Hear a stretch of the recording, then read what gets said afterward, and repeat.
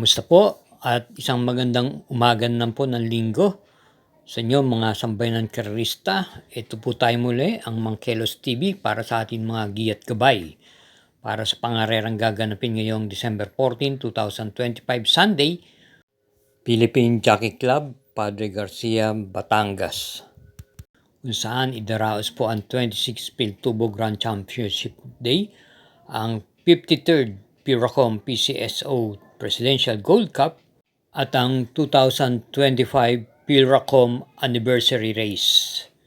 Tayo po'y merong 12 pangarera at maganda po ang lineup at ito po'y magsisimula po ng 1:30 ng hapon. Kaya siguraduhin nyo pong masasakyan po ang kapanapanabik na karerang nakalaad nga yung araw na to. Pero tayo'y magsisimula na rin po sa ating giya. Samahan nyo na po ako.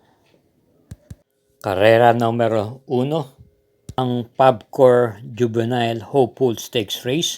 May distansyang 1,200 meters. Start po ng first peak 5, races 1 to 5 at binubuo po lamang po ng 4 na kalahok. At pong pampremera rito ay yung kalahok numero 3, Lady Outlaw. Nararendahan po ni M.A. Alvarez. Kung atin babalikan yung nakaraang preba niya, ito po'y nanalo po nung pinakahuling takbo niya kung saan tinalo niya po si La Candle in the Wind. So, meron po itong preba, nagmawa pa siya ng 1:14.2 sa 1,200 meters nang siya ay mas segunda kay Hoover Dam noong October 12. Kaya sa karerang ito, siya po ang may pinakamabilis na tiyempo. At kung maglalagay tayo ng pang-proteksyon, isama po natin yung numero 2, Smooth Operator, na meron naman 1:16.2 at renda ni J. Guse. Kaya sa karera numero 1, pampremera numero 3, Lady Outlaw, at panigundo yung numero 2, Smooth Operator. Karera numero 2, may distansyang 1,400 meters. Ito po ang Congressman Lolita Karen T. Javier Juvenile Phillies Championship at binubuo lamang po ng 4 na kalahok. Ang ating pong pili, pampremera yung numero 1, Joe Dropping, na si P. Orifi na po ang rarenda ngayon at sa grupong ito, siya po may pinakamabilis ng tiyempong 1:26.8. Nung pinakahuling takbo niya ay natalo po siya, segundo lamang po siya dumating at siya po ang pinakalyamado sa naturang karerang yon. At sa akin palagay, sa tingin ko, nagsilbing batak lang po yon, kaya medyo nakalalamang po siya rito. Pero maglagay tayo ng pamroteksyon, isama po natin yung numero 4, Fairfield ni M.A. Alvarez. Kaya para rito sa karera numero 2, pampremera numero 1, Joe Dropping, at panigundo yung numero 4, Fairfield.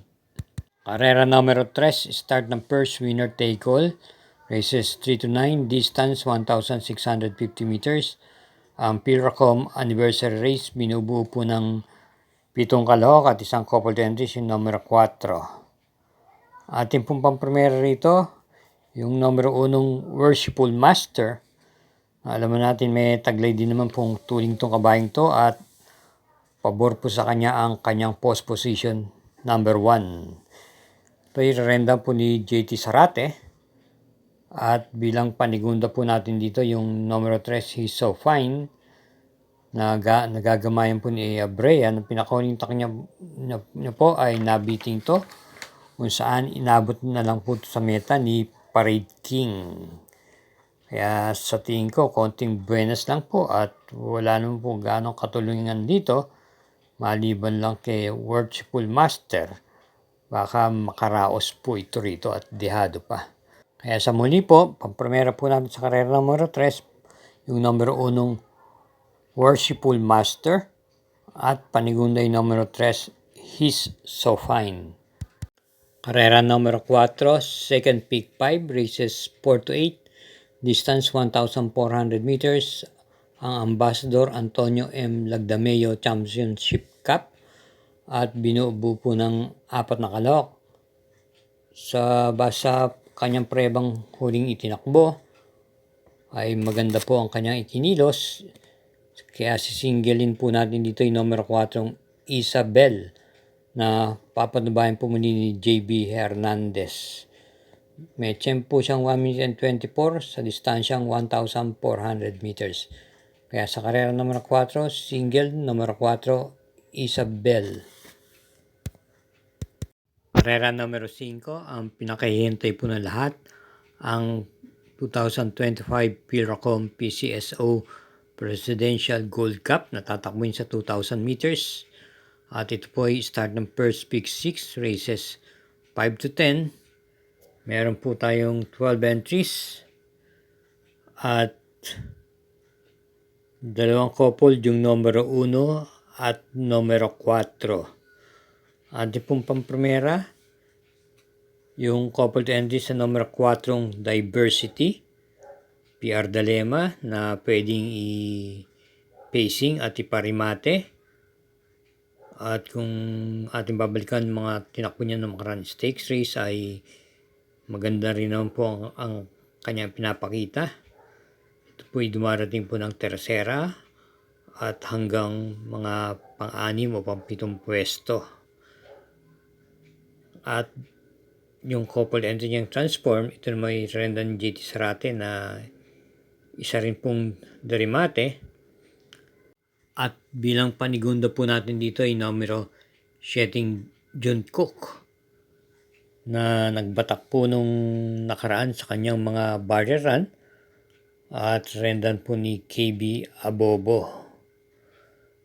At bilang panersera po natin dito yung numero 3, Biabel, JB Hernandez pong rerenda. Kagaling lang po sa pananin itong nakaraan bilang paghanda sa Gold Cup na to. Kaya para rin sa karera numero 5, pampremera natin yung numero 4, couple entries Diversity Transform, panigundo yung numero 7, Jungkook, at panersera yung numero 3, Biabel. Karera numero 6, ang Piltubo Esguera Farms and Studs Incorporation Trophy Race. At ito po ay start ng second winner take all, races 6 to 12 with a distance of 1,400 meters. 8 entries. First choice, yung numero 5, Bino Barbarino, na si JT Sarati po ang rerenda. May preba po ito sa 1,400 meters sa kanyang Novato race na 1 minute and 24.8. At bilang panigunda po natin dito yung numero 6, Resonant. JT Pabilik naman po ang rerenda. At ito po ay maganda rin naman po ang kanyang ikinikilos pinapakita. Nung pinakuling tak niya po, ito po ay dumating lamang po ng tersera pwesto sa karerang pinalunan po ni Reverse Merger. Kaya muli, para rito sa karera numero 6, pampremera natin numero 5, Bino Barbarino, at panigundo yung numero 6, Resonant. Suportahan po natin ang Mangkelos TV YouTube channel sa pamagitan po ng pag-subscribe, share na rin po at hit po natin yung like at notification bell button. Karera numero 7, start ng second pick 6, races 7 to 12, distance 1,400 meters, Piltubo Rancho Santa Rosa Trophy Race. At binubuo po ito ng 7 kalahok. Pampremera po natin dito yung kalahok numero 1, Monument. Ito po irerendan po ni RC Simasio. Pwede pong iuna sa harapan to at pwede pong iparimate. Meron po siyang tiyempong 127.2 sa 1,400 meters. At bilang panigunda po natin dito yung kakwadro niyang coupled entries numero 4, Asintado, Official Seal. Mas binibigyan natin importansya rito yung Asintado na papanubayan po ni JM Estorque. Ito po ay may tuling po itong kabayang ito.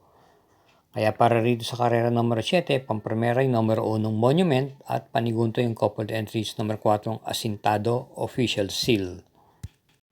Karera numero 8, ang third pick 5, races 8 to 12, distance 1,400 meters, ang Piltubo PJC Okada Trophy Race at binubuo po ng 7 kalahok.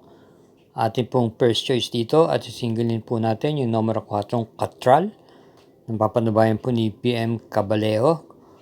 Ito po'y nanalo po ng hugandong-hugando nung pinakuling laban niya. At sa tingin ko medyo nakalalamang po siya rito. Medyo po itong 124 sa 1,400 meters. At sisingilin po natin ito rito sa karera numero 8. Kaya muli sa karera numero 8, single numero 4, Katral. Karera numero 9, start po ng peak 4, races 9 to 12, distance 1,300 meters. Ang Piltubo PJC Manila Horsepower Trophy Race.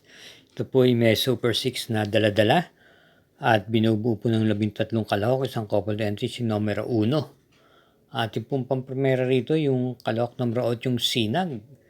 Ito po ay gamay po ni PR Dalema.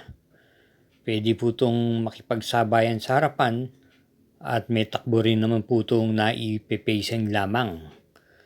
At sa tingin ko, pabor din po sa kanyang distansyang to, 1,300 meters. At bilang panigundo po natin dito yung numero 1 pendant, Guest of Honor, na isang derimate, isang de bandera. Guest of Honor may Angkin Tuling at Renan si El Alvin Kula. Samantalang kakwada niyang pendant ay isa naman pong derimate na gamay naman po ni AR Villegas.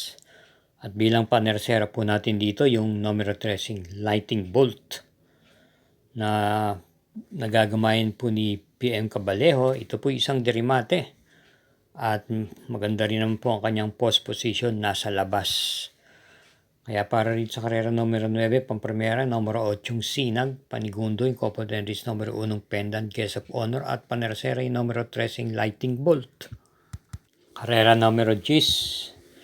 Ito po ang Piltubo Philippine Jockey Club Magic Millions Trophy Race. May distansyang 1,400 meters. Meron po tayo ditong 6 na kalahok at meron tayong 2 imported horse dito.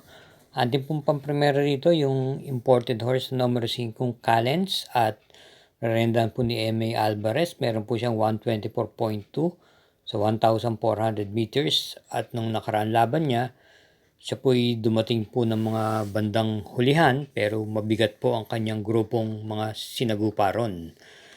Kaya sa akin palagay pwede po tayong maglakas loob dito na singilin po natin itong numero 5 Callens. Sa tingin ko siya na rin po ang magdadala ng marcha rito sa unahan at wala na po siyang haayaan pang makapamigura sa kanya. Kaya karera numero 10, single, numero 5, Callens. Karera numero 11, penultimate race. May distansyang 1,650 meters. Ito po ang PCSO 3-year-old Championship Cup. At may 4 po tayong kalahok dito. Atin pong sisingilin na rin po dito yung numero 3, Midnight Bell. Nagamay po ni JB Hernandez at talunan niya na rin po sa datingan tong mga kalaban niya rito at tinalo niya na rin po ito. Siya po ay may tiyempong 1 minute and 42.8 sa distansyang 1,650 meters. Kaya sa karera numero 11, single, numero 3, Midnight Bell. Karera numero 12, last daily double. Paratingan po ito ng second set ng winner take all, third set ng peak 5, second set ng peak 6, at peak 4. May distansyang 1,400 meters with pentapekta ang Piltubo Philippine Jockey Club Silver Bullet Production Incorporation Trophy Race na binubuo po naman ng 8 kalahok. Pampremera po natin dito yung numero 4 Summer Rule na sasakyan po ni AM Bufete.